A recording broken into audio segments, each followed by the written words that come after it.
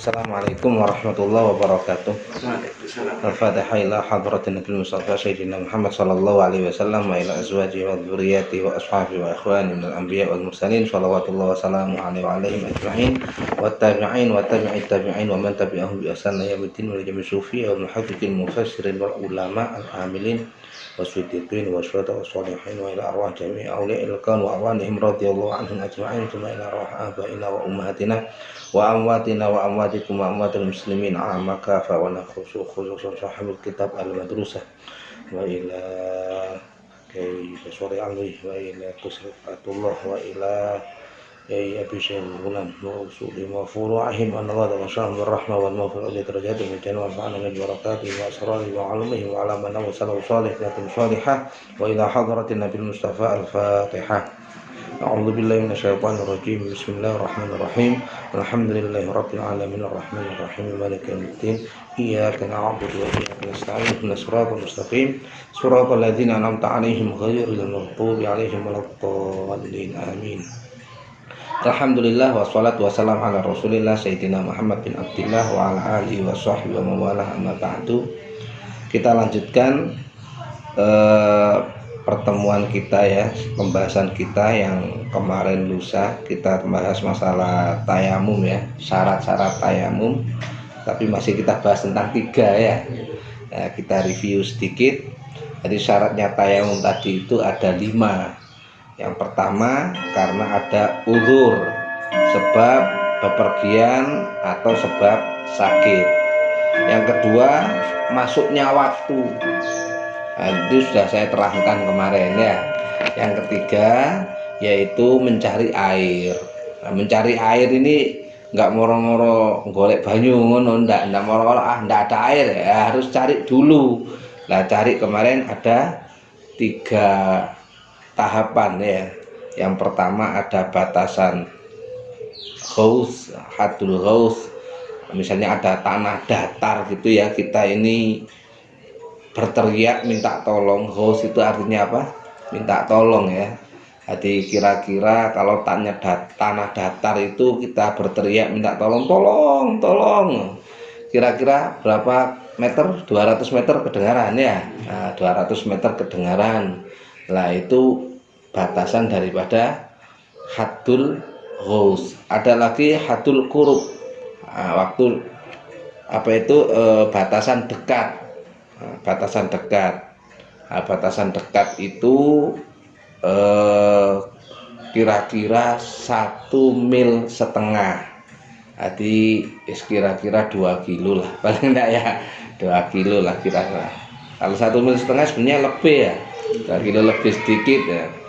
Kalau kita ada prasangka apa itu prasangka lemah, kalau prasangka kuat namanya apa?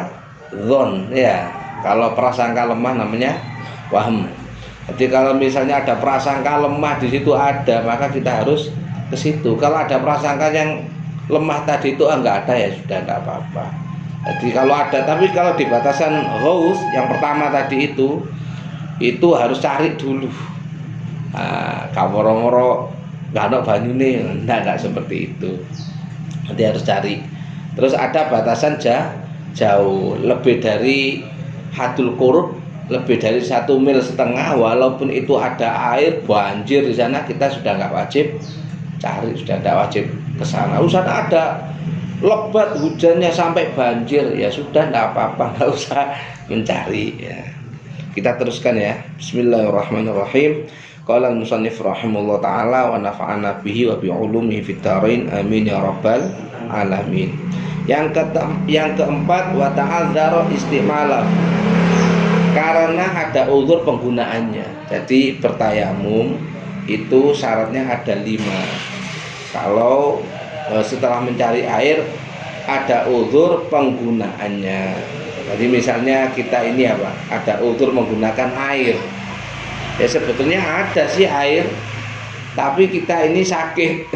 Kalau kita pakai, wah tambah parah sakitnya, maka boleh kita tayamum.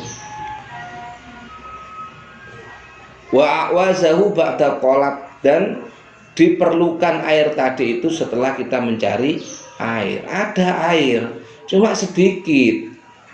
Nah, cuma andai kata kita bikin wudhu lah, nanti kita ini minum apa? Nah, ini diperlukan, airnya ini diperlukan. Ya boleh kita ini tayamum. Ada air, tapi nanti kalau kita masak pakai apa? Lah ini boleh kita ini tayamum. Jadi setelah itu mencari, terus ada uzur untuk menggunakan air atau air tadi itu diperlukan. Yang kelima, syaratnya kita ini tayamum, boleh tayamum, ada syaratnya, yaitu yang kelima, wa turabu bitahhir alladzi lahu hubar. Yang mana tayamum tadi itu memakai tanah yang suci yang mempunyai debu. Nah, tanah suci tapi mempunyai debu. Kira-kira tanah suci ledok itu punya debu enggak? Ledok. Apa bahasa Indonesianya ledok ya? Lumpur ya, lumpur. Jadi ada lumpur. Wah, ini kita tayamum dengan lumpur. Ya tambah keliru kan begitu ya. Jadi tanah yang bersih, suci, terus di situ ada debunya. Loh, maksudnya tanah bersih suci ya bisa saja ada, misalnya ada anjing kencing di situ, walaupun itu kita tahu itu, terus apa itu kering, ada kering, kira-kira hukumnya najis apa enggak? Ya tetap najis, kita tahu kan. Andai kata kita nggak tahu, nah, kalau kita tidak mengetahui ini tanah ini suci apa tidak, maka kita kembali kepada kaidah fikihnya itu al aslu bakau ukana ala makana. Jadi hukum asalnya itu adalah awalnya gimana. Oh ini tanah, tanah itu hukum asalnya suci. Selagi kita tidak mengetahui ini suci apa tidak ada najisnya, tidak ada. Wah ini ya kita hukumnya apa suci. Nah, begitu ya. Tapi kalau kita benar-benar tahu, oh, itu tadi ada orang kencing di situ. Nah sekarang sudah kering, najis apa enggak? Ya najis, maka enggak boleh kita pakai tayamum pakai tanah, walaupun di situ ada debunya, tapi tadi itu kan najis begitu. Jadi pakai tanah yang suci yang mempunyai debu. Fa in khalatahu disun au ramlun lam yujzi. Jikalau tadi itu tanah tadi itu bercampur dengan kapur, berarti tanahnya tadi itu tidak ada debu. Kan ada itu tanah kering tapi nggak ada debunya, tapi ada kapur. Nah, kira-kira bisa nggak? Tidak bisa. Atau pasir, tanahnya bercampur pasir, debunya nggak ada, bisa? Ya bisa, nggak bisa, nggak cukup. Karena apa? Pasir. Tadi andai kata ada lumpur, ada pasirnya. Nah, kira-kira ya nggak bisa begitu. Karena yang dipakai itu bukan pasir, tapi debu. Tapi beda ya kalau misalnya ada debu bercampur dengan pasir, pasir berdebu, bisa nggak? Ya bisa begitu. Pasir berdebu. Tapi beda tanah campur pasir atau tanah campur kapur. Berarti debunya itu bukan debunya tanah tapi debunya kapur. Itu enggak bisa. Itu 5 syarat yang harus dilakukan tatkala kita ini bertayamum. Jadi intinya gini ya, tayamum itu gantinya daripada wudhu. Nah, tapi bukan alternatif. Beda dengan istinja. Kalau istinja kita kan pakai air. Kalau nggak ada air boleh pakai apa batu. Andai kata ada air ada batu, boleh nggak kita milih? Wah nggak bisa, nggak pakai air, pakai batu aja. Walaupun ada air boleh? Ya boleh saja kan. Nah, tapi kalau tayamum nggak begitu. Harus kalau nggak ada air, intinya itu seperti itu. Lah nggak ada air itu ya kesimpulannya ya dari syarat-syarat tadi itu. Kesimpulannya itu ada ndak ada air secara memang benar-benar ndak ada air. namanya hissi, ada ndak ada air itu maknawi. Jadi secara maknawi airnya ada, tapi kita ini terhalang untuk menggunakannya. Nah, seperti tadi itu ya, nah, ada airnya, waduh gemericik air, masya Allah, jernih airnya, tapi badan kita sakit, boleh kita pakai air. Nah, artinya begini, ada air tapi seakan tidak ada air. Ya, yang satunya ada air tapi memang tidak ada air, memang tidak ada air. Arti itu namanya hissi, secara sejati tidak ada air. Memang jadi kanok banyu ini kanok, kita mau sholat nggak ada air, ya gimana nggak ada air, ya seperti itu. Jadi kesimpulannya seperti itu. Jadi ada hissi, ada maknawi. Kita lanjutkan, wa faraiduhu arba'atu asya. Dan fardunya tayamum itu ada 4. Namanya fardu harus dilakukan. Kurang 1 tidak sah. Yang pertama an-niyatu, niat. Nah, niat kita tidak usah mempersulit niat ya.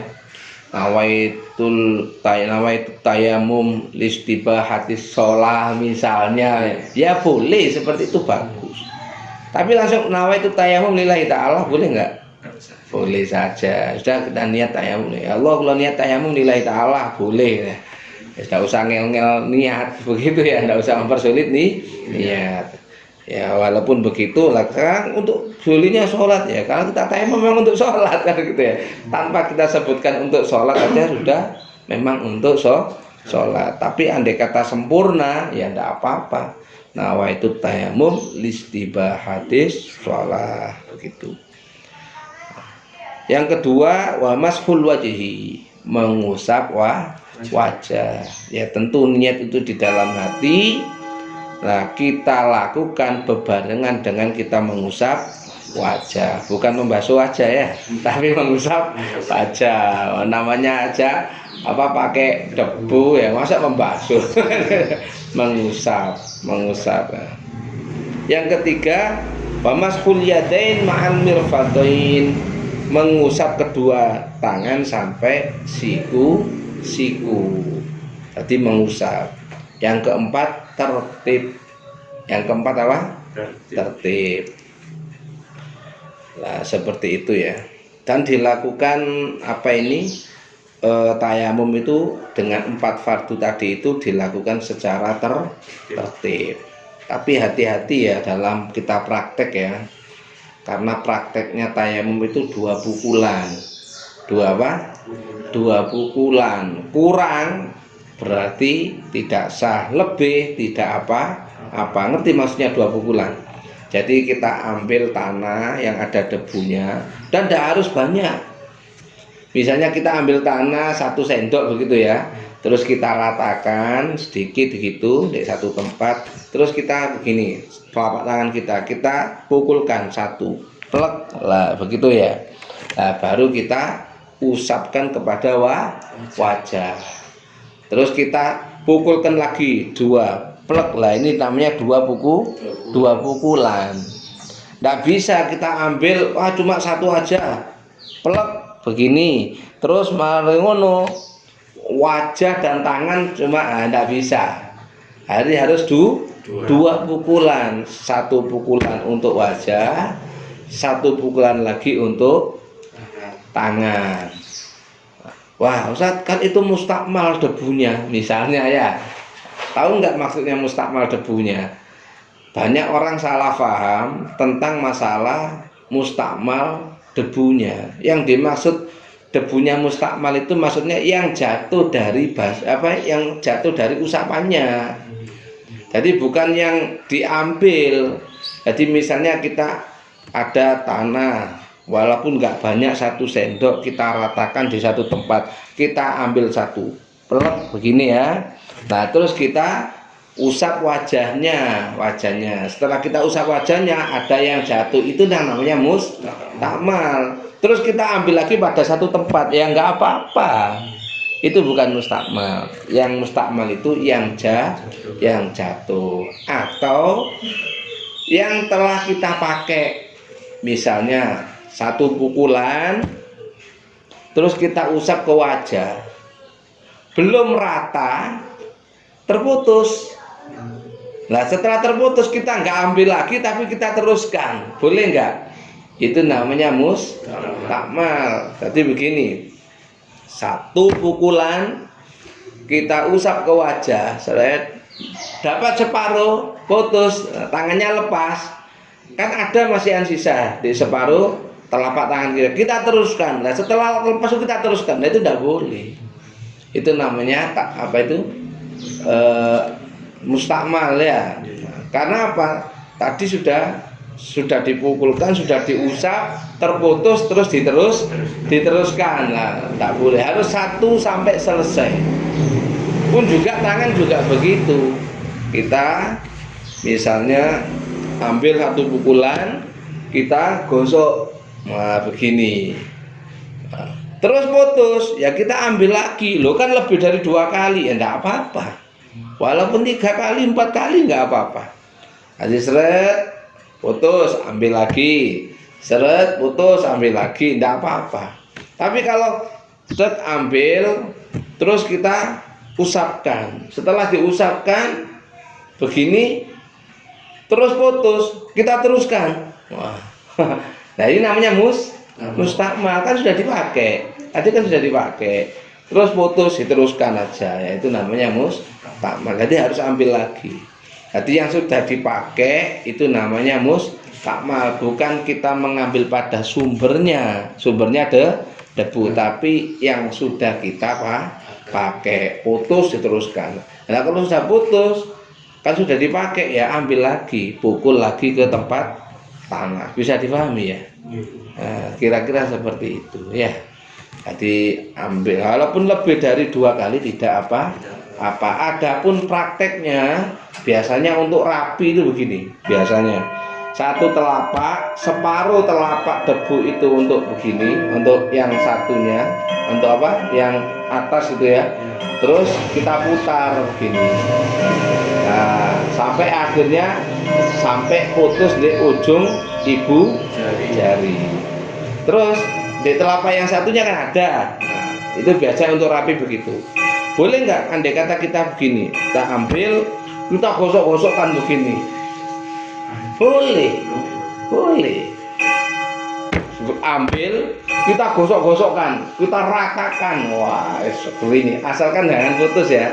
Tapi kalau putus sudah begini, sudah dipakai, putus ya ambil lagi. Kalau sudah putus kok harus diteruskan, maka namanya mustakmal. Bisa dipahami.